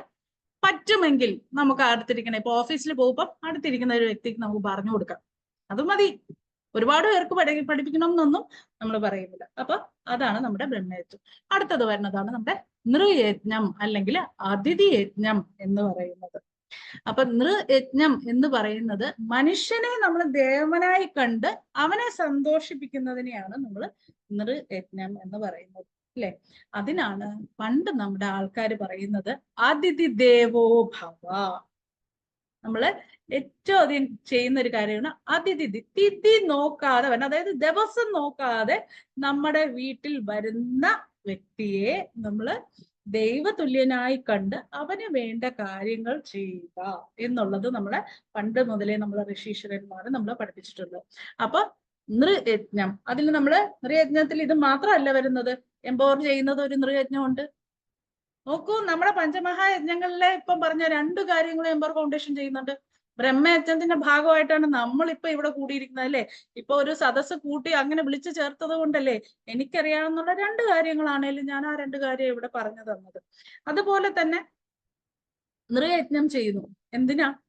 നമുക്ക് ഇഷ്ടം പോലെ കാശുണ്ടെന്നൊക്കെ പറഞ്ഞ് വെച്ചിരുന്നിട്ടൊന്നും കാര്യമില്ല. ഇത് നമ്മൾ മറ്റുള്ള മനുഷ്യർക്കും കൂടെ കൊടുക്കാൻ വേണ്ടിയിട്ട് ആ ഒരു പ്രവർത്തനമല്ലേ ഒരു സത്പ്രവൃത്തി. മനുഷ്യന്റെ ഒരു എന്താ പറയണ്ട, മാനവസേവ, മാധവസേവ, നരസേവ, നാരായണ സേവ, ഇതാണ് നമ്മളിപ്പോ ഇവിടെ ചെയ്തുകൊണ്ടിരിക്കുന്നത്. അത് ആണ് നൃയജ്ഞം എന്ന് നമ്മൾ കൊണ്ട് ഉദ്ദേശിക്കുന്നത്. എല്ലാം നമ്മൾ മറ്റുള്ളവർക്ക് വേണ്ടിയിട്ട്, അല്ലെങ്കിൽ ഈ നമ്മൾ അർപ്പിച്ച് മറ്റുള്ളവരെല്ലാം ദൈവത്തിലെ അർപ്പിച്ചിട്ട് നമ്മൾ ചെയ്യുന്നൊരു കാര്യമാക്കി അതിനെ മാറ്റേണ്ടതായിട്ടുണ്ട്. ഇനി അടുത്ത വരുന്ന യജ്ഞമാണ് പിതൃയജ്ഞം. പിതൃയജ്ഞം എന്ന് പറയുമ്പോൾ നമുക്കറിയാം, അല്ലെ? നമ്മൾ പിതൃക്കൾക്ക് വേണ്ടിയിട്ട് പിതൃ എന്ന് പറയുന്നത് അച്ഛനമ്മമാർക്ക് ചെയ്യുന്നത്. അപ്പൊ അതിനാണ് നമ്മൾ എല്ലാവരും എന്താ ചെയ്യുന്നത്? ശ്രാദ്ധം കൊടുക്കുന്നത്, അല്ലെ? നമ്മൾ ബലിയിടുന്നതും ശ്രാദ്ധം ചെയ്യുന്നതും എല്ലാം പിതൃയജ്ഞത്തിന്റെ ഭാഗമായിട്ടാണ് നമ്മൾ ചെയ്യുന്നത്. അപ്പൊ ഈ പിതൃയജ്ഞത്തിന്റെ ഭാഗമായിട്ട് നമ്മൾ ചെയ്യുന്നു എന്ന് പറഞ്ഞു കഴിയുമ്പം ഇപ്പൊ മരിച്ചാലേ നമ്മൾ കൊടുക്കുകയുള്ളൂ എന്നുള്ള ഒരു കണ്ടീഷനായി, അല്ലേ? പക്ഷെ അങ്ങനെയല്ല, ജീവിച്ചിരിക്കുമ്പോൾ തന്നെ നമ്മുടെ അച്ഛനമ്മമാരെ നമ്മൾ നോക്കുക, നമ്മളെ കൊണ്ടാവുന്ന രീതിയിൽ അച്ഛനമ്മമാരെ നോക്കുക. അതിനുശേഷം അവരുടെ മരണശേഷം നമുക്ക് ആവുന്ന രീതിയിൽ അവർക്ക് വർഷത്തിൽ ഒരിക്കൽ നമ്മൾ കർക്കിടക വാവിനൊക്കെ ഒറ്റ ദിവസമാണ് നമ്മൾ ബലി പോകുന്നത്. അപ്പൊ അതിന് വേണ്ടിയിട്ടുള്ള കാര്യങ്ങൾ ചെയ്യുക. അതാണ് നമ്മൾ പിതൃയജ്ഞം കൊണ്ട് ഉദ്ദേശിക്കുന്നത്. ഇനി ചില വ്യക്തികൾക്ക് ഒക്കുമെങ്കിൽ ഡെയിലി നമ്മൾ കാക്കയ്ക്ക് ഭക്ഷണം കൊടുക്കുന്നതുമുണ്ട്. അപ്പൊ അവിടെ നമ്മൾ എന്നും കൊടുക്കുമ്പോൾ ഒരു ഗൃഹസ്ഥാശ്രമിയുടെ കടമയാണ് നമ്മൾ നമ്മുടെ അച്ഛനും അമ്മയ്ക്കും വേണ്ടിയിട്ട് അവർക്ക് വേണ്ടിയിട്ടുള്ള വെള്ളം, നമ്മളിപ്പം തന്നെ എല്ലാവരും അറിയാം, ഈ ചൂട് സമയമൊക്കെ തുടങ്ങിയ സമയത്ത് നമ്മള് കാക്കകൾക്കും എല്ലാം വെള്ളം വെക്കുമായിരുന്നു, അല്ലേ? അത് നമ്മൾ വയ്ക്കുമ്പോഴത്തേക്ക് നമ്മൾ ഒരു പ്രാർത്ഥനയോടുകൂടി നമുക്ക് വെക്കാം. ചോറ് ഡെയിലി ഒരു ഉരുള ചോറ് നമ്മൾ വെക്കുമ്പോഴത്തേക്ക് നമുക്കൊരു പ്രാർത്ഥനയോടുകൂടി ചെയ്യാം. എന്ത് പ്രാർത്ഥനയാണ്? അനാദിനതോ ദേവ ശംഖചക്ര ഗദാധര അക്ഷയ പുണ്ടരീകാക്ഷ പ്രേതമുക്തി പ്രഭോ ഭവ. അതായത് ഈ ആദ്യ അന്തവുമില്ലാത്ത ശംഖുചക്ര ഗദാധാരിയായിട്ടുള്ള അവ്യയനും സുന്ദരനുമായ ഭഗവാനെ, മഹാവിഷ്ണു പ്രേതത്തിന് ആത്മസായുജ്യം നൽകണേ എന്ന് പ്രാർത്ഥിച്ചുകൊണ്ട്, ഇതൊന്നും ചെയ്തില്ല, ഇത്രയൊന്നും പറഞ്ഞില്ലേലും ഭഗവാനെ നമ്മുടെ പിതൃക്കൾക്ക് ആത്മസായുജ്യം കിട്ടണമേ എന്ന് പറഞ്ഞ ഒരു ഉരുള ചോറ് ഡെയിലി വെച്ചാലും വളരെ നല്ലൊരു കാര്യമാണ്. അപ്പോ ഇതിനെല്ലാം പുറമെ ഞാൻ നേരത്തെ പറഞ്ഞു, ജീവിച്ചിരിക്കുമ്പോൾ തന്നെ അച്ഛനമ്മമാരെ നോക്കുക, അത് തന്നെയാണ് ഏറ്റവും വലിയ പുണ്യപ്രവർത്തനം. പിതൃയജ്ഞം എന്നുകൊണ്ട് നമ്മൾ ഉദ്ദേശിക്കുന്നത് ഇതാണ്. ഇനി 4ാമത്തെ യജ്ഞം എന്ന് പറയുന്നത് ദേവയജ്ഞം. വീട്ടില് സന്ധ്യാനേരത്ത് വിളക്ക് കത്തിക്കുക. ഞാനിപ്പോ ഒരു മീറ്റിംഗ് കഴിഞ്ഞിട്ടാണ് ഇങ്ങോട്ട് വന്നത്. അപ്പൊ വന്നപ്പോഴത്തേക്ക് ആ മീറ്റിംഗിൽ ഇന്നത്തെ ചർച്ചാ വിഷയം, നമ്മളെ എല്ലാ വീടുകളിലും പോയി സന്ദർശിക്കണം, നമ്മളെ പ്രവർത്തകരുടെ വീടുകളൊക്കെ സന്ദർശിക്കണം എന്നൊക്കെ പറഞ്ഞു. അപ്പൊ ഞാന് വർക്കിംഗ് ആണല്ലോ. അപ്പൊ ഞാനെന്നല്ല, ഞങ്ങളുടെ കൂടെ ഉള്ള പലരും വർക്കിംഗ് ആണ്, 90% പേരും വർക്കിംഗ് ആണ്. അപ്പൊ ഞങ്ങൾക്ക് ഓഫീസ് ജോലി കഴിഞ്ഞിട്ടാണ് ഞങ്ങൾ ഇവരെയൊക്കെ കാണാൻ പോകുന്നത്. ഇപ്പൊ 2 ദിവസം മുമ്പേ എല്ലാം ഞാൻ പത്മ ചേച്ചി ഒക്കെ ഉൾപ്പെടെയുള്ള ടീം പല ടീമുകളായിട്ട് തിരിഞ്ഞ് പല വീടുകളിലും ഇങ്ങനെ പോവുകയാണ്. അപ്പൊ ഇന്ന് അവിടെ ഒരു വ്യക്തി പറഞ്ഞതാണ്, ഞങ്ങൾ അവിടെ കയറി ചെല്ലുമ്പോഴത്തേക്ക് അവർക്ക് TV ഓഫ് ചെയ്യാൻ മടിയാണ്. എന്തുകൊണ്ടാ? സീരിയല് മിസ്സായി പോകുന്നു അല്ലെ? അവർക്ക് വിളക്ക് കത്തിച്ചില്ലേലും വേണ്ടില്ല, വേറൊന്നും നാമം ചൊല്ലിയില്ലേലും വേണ്ടില്ല, സീരിയല് കാണുക അത് മസ്റ്റാണ്. അപ്പൊ അതാണ് ഇന്നത്തെ അവസ്ഥ എന്ന് പറയുന്നത്. എത്ര വീടുകളിലുണ്ട് വിളക്ക് കത്തിക്കുന്നത് അല്ലെ? നമുക്ക് ശരിക്കും പറഞ്ഞാൽ 3 സന്ധ്യകളിലും 2 സന്ധ്യകളിൽ നമ്മൾ തീർച്ചയായും വിളക്ക് കൊളുത്തണം എന്നാണ്. പ്രഭാത സന്ധ്യയിലും വൈകുന്നേരമുള്ള ത്രിസന്ധ്യയിലും അല്ലെ? ആ 2 നേരം നമ്മൾ വിളക്ക് കൊളുത്തണം എന്നാണ്. ഇനി ആ വിളക്ക് കൊളുത്താൻ ഒരു നേരമെങ്കിലും ത്രിസന്ധ്യ സമയമെങ്കിലും നമ്മൾ വിളക്ക് കൊളുത്തുക. അതിന് വേണ്ടിയിട്ട് നമ്മളെ കുട്ടികൾ, ഇന്ന് ഇവിടെ വന്നിട്ടുള്ള കുട്ടികൾ എല്ലാവരും നിശ്ചയം എടുക്കുക. ഞങ്ങൾക്ക് പറ്റുന്ന ദിവസങ്ങളിൽ ഞങ്ങൾ തന്നെ വിളക്ക് കൊളുത്തും, ഞങ്ങൾ തന്നെ 2 വരി നാമം അതിൽ ചൊല്ലും എന്ന് ഒരു ദൃഢനിശ്ചയം എടുക്കണം. കാരണം എന്താ വെച്ചാൽ ഇതെല്ലാം നമ്മുടെ വ്യക്തിത്വം രൂപീകരിക്കുന്നതിന്റെ ഭാഗമായിട്ട് നമുക്ക് കിട്ടുന്ന ഒരു കാര്യമാണ്. ഇതെല്ലാം ചെയ്തു കഴിയുമ്പം ഓട്ടോമാറ്റിക്കലി നമ്മളിൽ തന്നെ ഒരു ഈശ്വര ചൈതന്യം ഉണ്ടാവും. അത് നമ്മളെ ലൈഫിൽ പിന്നെ നമ്മളെ ഉയർത്തി കൊണ്ടുപോയിക്കോളും. അപ്പൊ ഇത്രയൊക്കെ നമുക്ക് സഹായം ഈശ്വരൻ ചെയ്തു തന്നെങ്കിൽ ബാക്കി സഹായം തീർച്ചയായിട്ടും അദ്ദേഹത്തിന് ചെയ്തു തരാനാവും. അത് നമ്മുടെ ഈശ്വര അനുഗ്രഹമായിട്ട് കണക്കാക്കി ദേവയജ്ഞം നമ്മൾ കൃത്യമായി നമ്മൾ വീട്ടിൽ ചെയ്തിരിക്കണം. സമീപത്തുള്ള അമ്പലങ്ങളിൽ പറ്റുന്ന സമയത്ത് പോവുക, അവിടെ പ്രദക്ഷിണം നടത്തുക, അവിടെ ബാക്കിയുള്ള വഴിപാട് വഴി പോലെയുള്ള ചെയ്യാൻ പറ്റുന്ന കാര്യങ്ങൾ, അതിനെയാണ് വഴിപാടെന്ന് പറയുന്നത്. അപ്പം അതെല്ലാം നടത്തുക. ഇതൊക്കെയാണ് നൃയജ്ഞം. ഇനി നമ്മളുള്ളത് ലാസ്റ്റ് 5ാമത്തെ ഭൂതയജ്ഞം എന്ന് പറയുന്ന ഒരു ഘടകം. ഭൂതയജ്ഞം എന്ന് പറയുന്നത് നമുക്കറിയാം, ഭൂതങ്ങൾ എന്ന് പറയുമ്പോഴത്തേക്ക് പെട്ടെന്ന് ഭൂതം, മറ്റേ പ്രേത ഭൂത പിശാചുക്കൾ അതല്ല, മറ്റ് ജീവജാലങ്ങൾ, മനുഷ്യേതരായിട്ടുള്ള ജീവജാലങ്ങളാണ് നമ്മൾക്കിവിടെ ഉണ്ട്. ധാരാളം ചെടികള്, മൃഗങ്ങള്, അവയെല്ലാം നമ്മളെ പരിപാലിക്കുന്നതിന് വേണ്ടിയിട്ടുള്ള കാര്യങ്ങൾ. അതിനാണ് ഞാൻ നേരത്തെ പറഞ്ഞു, നമ്മുടെ നിത്യ അനുഷ്ഠാന കർമ്മത്തിലെ തുളസിക്ക് വെള്ളം നനയ്ക്കുക എന്നുള്ള ഒരു കർമ്മം ഉണ്ട് അല്ലെ? അതെല്ലാം നമ്മള് ജീവജാലങ്ങളെ സംരക്ഷിക്കുന്നതിന് വേണ്ടിയിട്ടാണ്.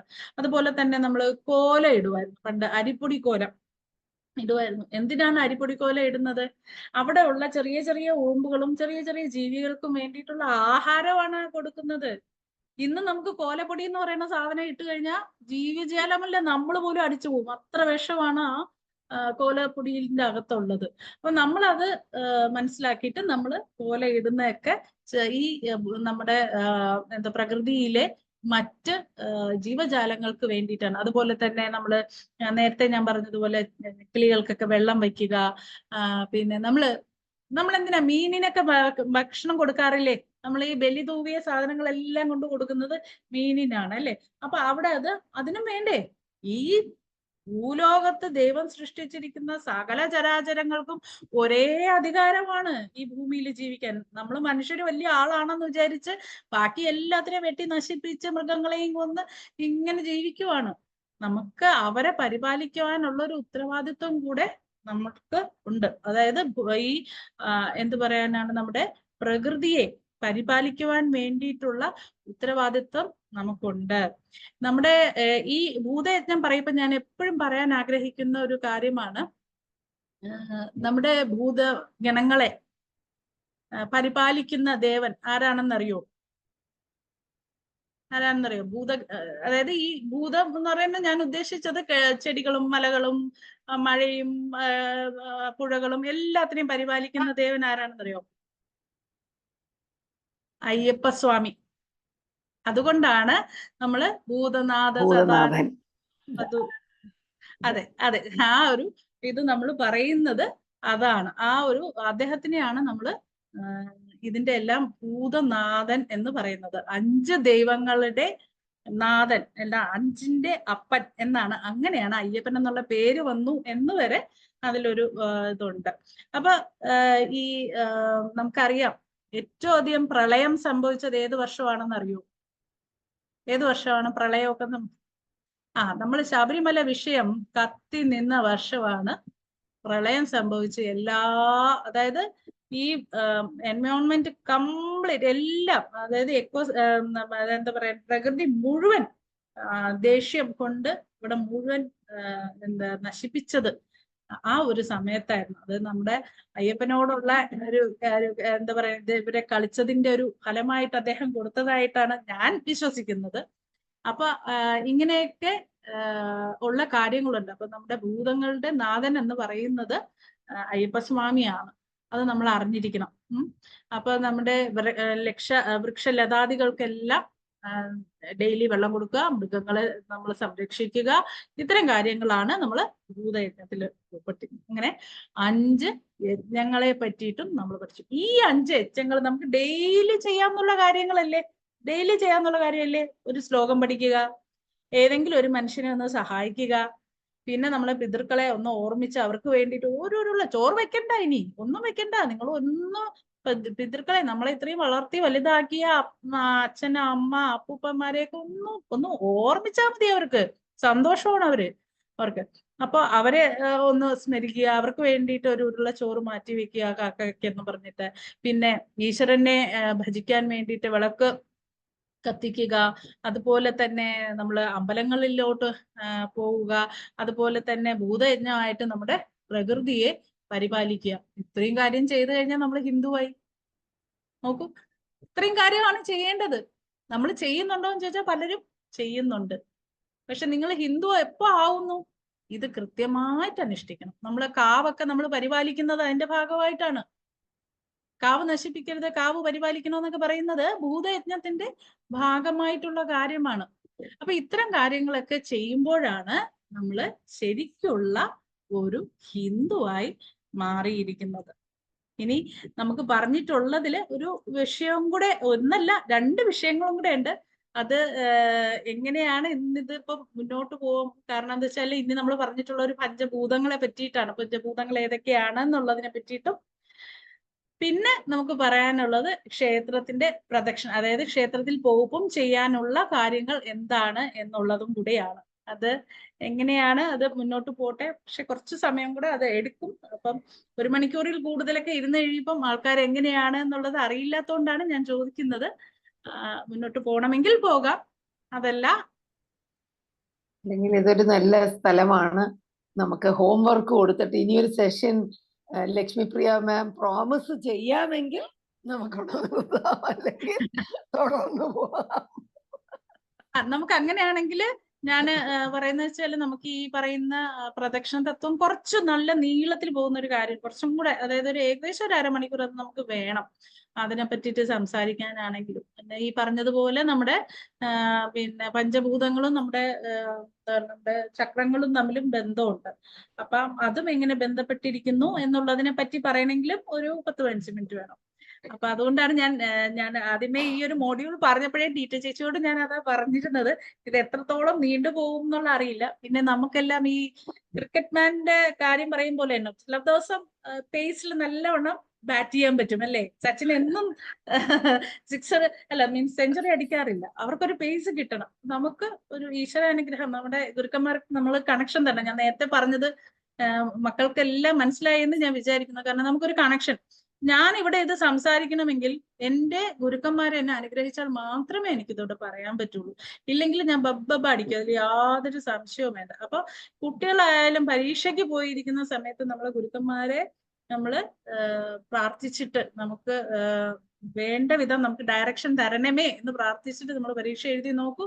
ഇത് തീർച്ചയായിട്ടും നല്ല രീതിക്ക് പരീക്ഷ പഠിച്ചതെല്ലാം മറക്കാതെ അവർ നമ്മുടെ എന്താ പറയാ ഒരു ചാനലാണ്. ഇതെല്ലാം ഈ ഭൂമിയിലെ സകല കാര്യങ്ങളും എനർജിയുമായിട്ട് ബന്ധപ്പെട്ട് നിൽക്കുന്ന കാര്യങ്ങളാണ്. അപ്പൊ ഈ എനർജി ഒരു സ്ഥലത്തു നിന്ന് ഒരു സ്ഥലത്തോട്ട് ഫ്ലോ ചെയ്യും അല്ലെ? ഒരിടത്തോട്ട് നിൽക്കത്തില്ല, അത് കെട്ടിക്കിടക്കില്ല, അത് ഒരിടത്തോട്ട് വരും. അപ്പൊ ഈ നമ്മള് ഗുരുക്കന്മാരെ പ്രാർത്ഥിക്കുന്ന സമയത്ത് ഗുരുക്കന്മാരിൽ നിന്നും നമുക്ക് ആ എനർജി ഓട്ടോമാറ്റിക്കലി ഒരു കണക്ഷൻ വലിക്കുകയാണ്. ഞാൻ ഈ പ്രാർത്ഥിച്ചു കഴിയുമ്പോൾ ഞാനും ഗുരുവും തമ്മിൽ ഒരു കണക്ഷൻ വലിക്കുകയാണ്. ആ കണക്ഷനിലൂടെ നമുക്ക് അദ്ദേഹം നമ്മുടെ നാവിലൂടെ വന്ന് നമുക്ക് പറയുന്നതാണ്. അപ്പോൾ അതുകൊണ്ടാണ് എല്ലാ മക്കളോടും ഞാൻ എൻ്റെ ഒരു അഭ്യർത്ഥനയാണ്, പരീക്ഷയ്ക്കൊക്കെ മുമ്പ് നമ്മൾ എല്ലാ അധ്യാപകരെയും സ്മരിക്കുക, പറ്റുന്നവരെയൊക്കെ ചെന്ന് തൊഴുക. പിന്നെ നമ്മുടെ മുതിർന്നവരെ, പ്രത്യേകിച്ചും അമ്മയൊക്കെ രാവിലെ പരീക്ഷയ്ക്ക് പോകുന്നതിന് മുമ്പേയൊക്കെ കാലിൽ തൊട്ട് വന്നിച്ചിട്ടേ പോകാവുള്ളൂ. അതിന് കാരണമുണ്ട്. ഞാൻ നേരത്തെ പറഞ്ഞതുപോലെ എനർജി ഫ്ലോ മുകളിലോട്ട് ബ്രെയിനിലോട്ടൊക്കെ എനർജി ഫ്ലോ ചെയ്യുന്നതിന് വേണ്ടിയിട്ടൊക്കെ ഉള്ള കാര്യങ്ങളാണ്. ഇത്രയുമാണ്. ഇപ്പം എനിക്ക് തോന്നുന്നു ഇപ്പൊ തന്നെ ഓൾമോസ്റ്റ് 1 hour ആയി. ബാക്കി തുടങ്ങിക്കഴിഞ്ഞാൽ ഇനി അത് നീണ്ടു പോകും എന്നുള്ളതുകൊണ്ട് തീർച്ചയായിട്ടും ഇനിയൊരു സെഷനിൽ ഞാൻ വരാം. എനിക്ക് സന്തോഷമേ ഉള്ളൂ. കാരണം നേരത്തെ ഞാൻ പറഞ്ഞ നമ്മുടെ നൃയജ്ഞത്തിന്റെ ഭാഗമായിട്ട് ബ്രഹ്മയജ്ഞത്തിന്റെ ഭാഗമായിട്ടാണ് ഞാൻ ഇത് കണ്ടിട്ടുള്ളൂ. നമുക്ക് അറിയാൻ പറ്റുന്ന കാര്യങ്ങൾ, അറിയുമ്പോൾ കാര്യങ്ങൾ പറഞ്ഞു തരിക. ഒരുപാടൊന്നും അറിഞ്ഞുകൂടാ, അറിയാമെന്നുള്ള കാര്യങ്ങൾ പറഞ്ഞു തരിക എന്ന് മാത്രമേ ഞാൻ ഇതുകൊണ്ട് ഉദ്ദേശിക്കുന്നത്. നമുക്ക് ചെയ്യാം എന്നുള്ളത്. താങ്ക് യു സോ മച്ച് ആ ഒരു പ്രോമിസിന്. അപ്പോ ഈ 2 ടോപ്പിക്സ് നമുക്കെല്ലാം ഒന്ന് ഹോംവർക്കും കൂടെ ചെയ്യാം. അപ്പൊ അടുത്ത തവണ ലക്ഷ്മിപ്രിയ മാം വരുമ്പോഴത്തേക്കും കുട്ടികൾക്കൊക്കെ കുറച്ച് ചോദ്യങ്ങൾ ചോദിക്കാനുള്ള അത്രയും അറിവ് അവർക്ക് തന്നെ നേടാനായിട്ടുള്ള ഒരു സിറ്റുവേഷനിലാക്കി വെച്ചിട്ടുണ്ട് ഇന്ന്. അപ്പോ അവര് കുറച്ച് അതിനെപ്പറ്റി തന്നെ വായിച്ച് പഠിക്കാൻ പറ്റുവാണെങ്കിൽ അത് നല്ലതാണല്ലോ. അതുപോലെ എനിക്ക് 1-2 കാര്യങ്ങള് ചോദിക്കാനുള്ളത്, ആ പിതൃക്കൾക്ക് വേണ്ടി ഒരു നാമം പറഞ്ഞില്ലേ, എനിക്കറിയില്ല അതൊന്ന് ഷെയർ ചെയ്ത്. ഓക്കെ, അത് നമുക്ക് നമ്മുടെ ഗ്രൂപ്പുകളിലും ഷെയർ ചെയ്യാം. എന്താന്ന് വെച്ചാൽ എനിക്കറിയാം ഇവിടെ തന്നെ ഞങ്ങളുടെ ഒരു ഫ്രണ്ട്, എനിക്കത് വളരെ നല്ല കാര്യമായിട്ട് തോന്നി. വെർജീനിയയില് ഒരു ഫ്രണ്ട്, അവര് വീടിന്റെ പുറവശത്ത് കാക്കകൾ വന്നിരുന്ന കാര്യം പെർട്ടിക്കുലർ സമയമാകുമ്പോ ഇത്രയും കാക്ക അവിടെ ഉണ്ടോന്ന് പോലും എനിക്ക് അറിഞ്ഞുകൂടായിരുന്നു. അപ്പൊ അവര് പറഞ്ഞതാണ്, അയ്യോ അവന്മാർക്ക് ചോറ് കൊടുത്തില്ല, ഞാൻ എല്ലാ ദിവസവും കുറച്ച് ചോറ് ഞാൻ അവർക്ക് കൊടുക്കും. അപ്പൊ ഞാൻ അത് കേട്ടു. നമ്മൾ ഈ എല്ലാവരുടെയും കയ്യിൽ നിന്ന് പ്രായം ഒരു ലിമിറ്റേഷൻ അല്ലല്ലോ, നമ്മൾ എന്നും പഠിച്ചുകൊണ്ടിരിക്കുകയാണ്, എല്ലാവരുടെയും കയ്യിൽ നിന്നും പഠിച്ചുകൊണ്ടിരിക്കുകയാണ്. അപ്പൊ ഞാൻ ഇങ്ങനെ മേക്ക് ഷുവർ ചെയ്തു, വാട്ട്, നമ്മളും അത് ചെയ്യണം. അപ്പൊ ഞാനിവിടെ വന്ന് എന്റെ ഹസ്ബൻഡിനോട് പറഞ്ഞപ്പോ പുള്ളിക്ക് കിളികളെന്ന് പറഞ്ഞാൽ ഭയങ്കര ഇഷ്ടമാണ്. അപ്പൊ വീടിന്റെ 4 ചുറ്റും ബേർഡ് ഫീഡേഴ്സ് വെച്ചിട്ടുണ്ട്. അതിന് ദിവസവും ഫീഡ് വെക്കും. അവർക്ക് വേണ്ടി ഫൗണ്ടൻ വെച്ചിട്ടുണ്ട്. അപ്പൊ എന്നോട് പറഞ്ഞു, ഇതല്ലേ നമ്മൾ ചെയ്യണത്, ഇത് തന്നെയാണ്. അപ്പൊ അങ്ങനെ എനിക്കൊരു സമാധാനമായി. പക്ഷെ എന്നാലും എന്റെ വീട്ടിൽ കാക്കകൾ വന്നിരുന്ന് തീറ്റ തരുമെന്ന് പറഞ്ഞ് കരയാറില്ല. പിന്നെ ഈ പറയുന്ന നാമം ഞാനൊട്ട് ചൊല്ലാറുമില്ല. ഞങ്ങളുടെ 2 പേരുടെയും പേരൻസ് പോയി, പിന്നെ നമ്മുടെ ഫാമിലിയിൽ ആരെങ്കിലും ഒക്കെ പോയി കാണുമല്ലോ. അപ്പൊ അതൊരു നല്ല കാര്യമാണെന്ന് എനിക്ക് തോന്നി. അതുകൊണ്ട് അതും കൂടെ ഞങ്ങളുമായിട്ടൊന്ന് ഷെയർ ചെയ്ത് തരണം കേട്ടോ. തീർച്ചയായിട്ടും. സോ ഒരു എക്സ്ട്രീംലി ഒരു മിനിറ്റ് ലക്ഷ്മി നേരത്തെ പറഞ്ഞതനുസരിച്ച് നമുക്ക് തീർച്ചയായിട്ടും പ്ലാൻ 1 more സെഷൻ ഈ ടോപ്പിക്സ് എല്ലാം ഒന്ന് കംപ്ലീറ്റ് ചെയ്യാൻ. രഞ്ജു പറഞ്ഞ പോലെ നമുക്ക് നമ്മുടെ കുട്ടികള് this is the first time നമ്മളും ഇങ്ങനെ ഒരു സൂം ഇവന്റ്, ശരിക്കും ഒരു ഇൻസൈറ്റ്ഫുൾ സത്സംഗ് എന്ന് തന്നെ നമുക്ക് പറയണം. ലക്ഷ്മി തന്നെയാണ് ആ സത്സംഗ് എന്നുള്ള വേർഡ് യൂസ് ചെയ്തത്. So I am also reiterating it. It was ശരിക്കും ഒരു satsang. So I think we will want you to come again to address our girls. അപ്പൊ ഈ ഇന്നത്തെ ക്ലാസ് അവർക്ക് അതൊരു ഹോംവർക്ക് ആയിട്ട് ഇരിക്കട്ടെ. So thank you so much and I'm handing it over to Renju. എന്നെ ഇതിനു വേണ്ടിയിട്ട് ക്ഷണിച്ച എല്ലാവർക്കും എന്റെ നന്ദി. അത് മാത്രമല്ല, ഇത്രയും നേരം എന്നെ കേട്ടിരുന്നവർക്കും എന്റെ നന്ദി. എന്റെ വാക്കുകളെല്ലാം ഭഗവാന്റെ തൃപാദങ്ങളിൽ അർപ്പിച്ചുകൊണ്ട് എല്ലാവർക്കും ഒരിക്കൽ നന്ദി പറഞ്ഞുകൊണ്ട് നിർത്തുവാണ്.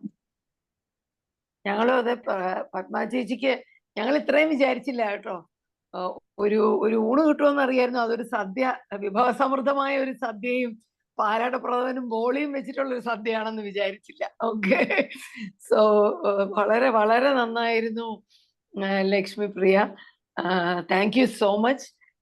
ഞങ്ങളെ അഡൾട്ട്സിന് പോലും ഇത്രയും ബെനിഫിഷ്യൽ ആയിട്ടുള്ള ഒരു സെഷൻ ആയത് കുട്ടികൾക്ക് എന്തോരം ബെനിഫിഷ്യൽ ആയിരിക്കും. നേരത്തെ പറഞ്ഞ പോലെ ചില കുട്ടികളൊക്കെ ഉണ്ട്, നമുക്ക് അറിവുള്ള കുട്ടികൾ കാണുമായിരിക്കും. പക്ഷെ മെജോറിറ്റിക്ക് this is a beautiful session. Thank you so much. ഒരു എന്താ പറയാ, ഒരു അനുഗ്രഹീതമായ ഒരു കുട്ടി തന്നെയാണ്, ഒരു യങ്സ്റ്റർ തന്നെയാണ് ലക്ഷ്മിപ്രിയ. ഈ പഠിക്കാനും അത്രയും ചെറുപ്രായത്തിൽ എന്നെ പഠിപ്പിച്ചു കൊടുക്കാനും അതിൽ കൂടെ ഇങ്ങനെ എല്ലാവരെയും പ്രോത്സാഹിപ്പിക്കാനും ധർമ്മം പ്രചരിപ്പിക്കാനും കിട്ടുന്ന ഒരു അവസരം എന്ന് പറയുന്നത് അതൊരു അനുഗ്രഹീത ജന്മം തന്നെയാണ്. നന്നായിരിക്കട്ടെ. Thank you so much. we are all eagerly waiting for the next session. നമ്മൾ അത് പ്ലാൻ ചെയ്തിട്ട് we'll take that forward. Thank you so much, and thank you to all the kids who joined and all the mentors.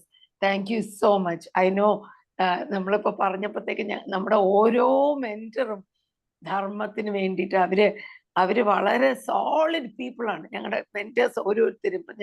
നമുക്ക് എന്താ പറയാ, ഓരോ rocks ആണ് ഞങ്ങളുടെ mentors, you know. So they are all here, and they all stayed. അവര് stay ചെയ്തു എന്നുള്ളത് തന്നെ അതിനൊരു വലിയ ഒരു ടെസ്റ്റ്മെന്റ് ആണ്. Thank you so much. And നമ്മുടെ sponsors, our sponsors are also here. അതെ, അവരും ഉണ്ട് ഇതിനകത്ത്. നമ്മളും സ്പോൺസേഴ്സ് ആണ്. അതെ.